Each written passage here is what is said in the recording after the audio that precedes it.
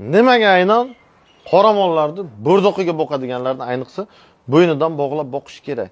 Chunki bu mol o'zini komfortni his qiladi, ana shunday ikki tarafga bog'lab qo'yiladi, oldinga, orqaga chotki harakat qiladi. Shoxidan bog'lasak agar mollarni zanjirda bog'laydigan bo'lsak, shoxni tagidagi etiga zanjir kirib qolib, juda ham og'riq beradi va mol badaniga olmaydi. Og'riq chekayotgan, dard chekayotgan hayvon badaniga yuqmaydi. Yo'q, men ip bilan bog'layman, svobodni aylanib yuradi deganlar uchun ham bo'yin e'tibor beringlar, bo'yinni baland ko'tara olmaydi va mol o'sha shoxidan bog'langanligi tufayli katta bo'yin sovormaydi. Bo'ynidan bog'lasak yoki no'xtadan bog'lab, no'xtani vaqtida kattartirib tursak, bemalol bo'yinlarni solib, o'sha chotki, shinam, ko'rkam mol bo'lib yetiladi.